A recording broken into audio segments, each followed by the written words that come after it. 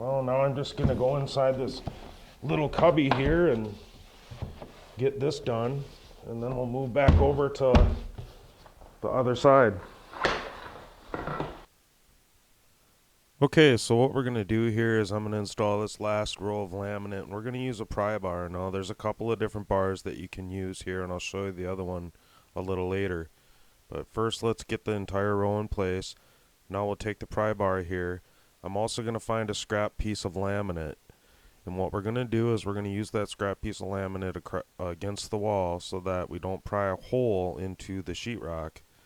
Just get it in there, and you'll hear the laminate click together. Otherwise, just watch for it, and you can see when it clicks, when it's all together nice and tight. That's pretty much all that you do. Okay, so I've got one more row to put in here before I get to this wall. And what I'm going to do is I'm actually going to figure now this row that goes in right here. I'm going to figure that right now. And so I'm going to figure it out. I'm going to make my cuts the length of it so that they all fit in there. And then what I'm going to do is make sure that none of my joints line up where I'm going to put it. I'm actually going to use a full piece on this one. And so what I do is now I know that this piece, when I cut it, is going to go here. I can cut the rest of my row, like I said, put one more piece in, and then I got to cut down there. Now I'd just take my cheater board and I'd start making my marks. I'll just come and keep making my marks. And then I'll come to the corner right here, and I'll just figure, I'll come out about 1/4 inch and stay straight on this wall, and I'll just draw my line right there. So you can see, there's my cut for this next row. So now remember, that's going to go in up there. And so now I'm going to go to this row now that I got this cut, and I'm going to finish that row, and then this one, after I cut it, will slide in there.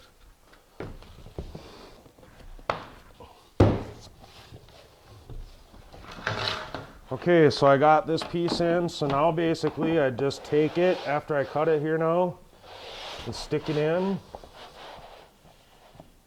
get it in place, and you can see how that fit in there. This is the spot I'll use this pry bar, click it in, and so now I'll keep going. And so basically you just want to remember that before you get to this row, you need to figure out where your lines are going to line up. So now I had it figured where this line was right here, and it didn't line up with any of them, and now I'm up to here. And so you just got to kind of think about things like that before you start making cuts and putting them in so that you don't have joints line up. So you're really going to estimate what the next 2 rows are before you make your cuts when you come up to a corner like this or any kind of wall. So another way that I'll show you, just to explain this a little better, I took this row right now that I'm putting in and I got it in place so I know that it doesn't line up with any of the other joints. And so now that I check that, now I'm coming up to another spot right here where I need to cut this. And so all I'm going to do is I'll take my marker and I'll make a mark right there where this joint on that row lines up. So now I know that that's where it's at. Now I got to figure out my next row. And so I'll just look and see where do all these joints line up, where do I not want to put that. And that looks pretty good right there. And so what I'm going to do is I'm going to make this cut now. Or not this cut, I'm going to mark this next board. So now I can just slide this in, and this one I can actually slide under this time. So I'm going to feel the wall and I'll pull it out a little bit. I make my mark. I'll come, make sure I'm going to clear there. I'll make a mark. Same thing on this side. Make sure I'm going to clear. And I'll make another mark. So now I'll go and notch this out. And I'll figure out my other cuts right now on this other part.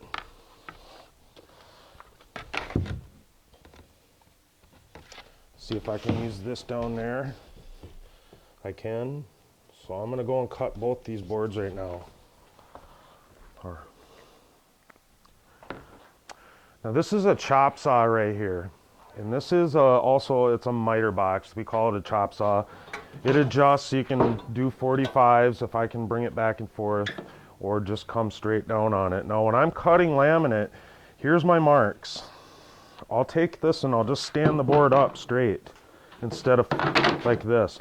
Laminate is really tough on blades, and it cuts really nicely through it if you use it this way. So I just line my blade up right on the mark. You can see right there. And now I'll just cut right through it. Now I've got one more cut here. I'll do the same thing. And I just come straight down. And that's how I like to cut with this chop saw instead of flat like this. It really is tough on your blades cutting it that way.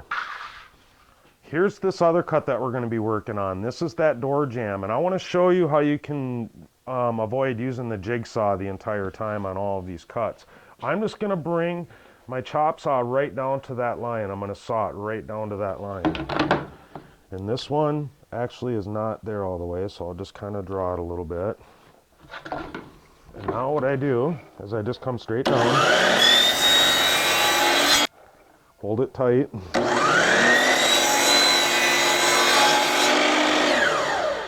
And now you can see I made both of those cuts already. So now I'll just come in at an angle with my jigsaw and finish cutting the rest of it, and that saves you some cutting.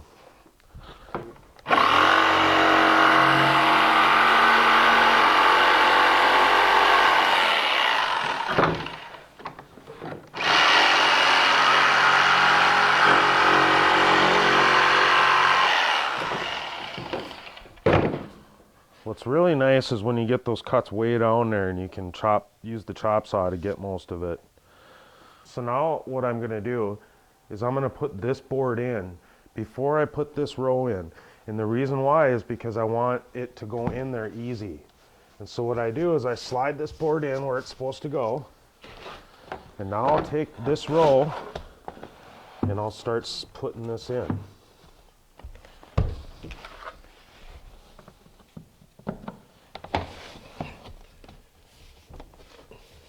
Get this out of the way a little bit.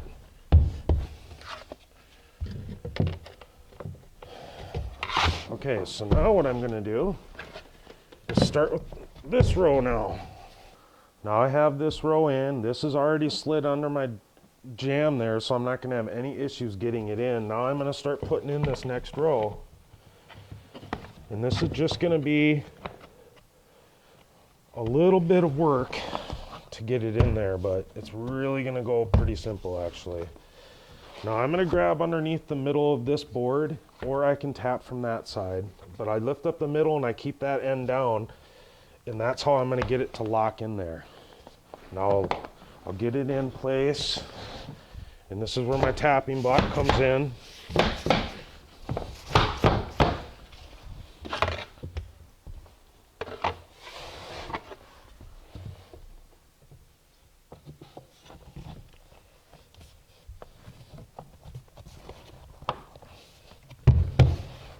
And now you see how nicely that's in. And now what I can do, because I already have this piece in, I can just cut a piece that's going to fit in here and set it right on top of here, and then just use my cheater board still. So I can just set the board right on top of here.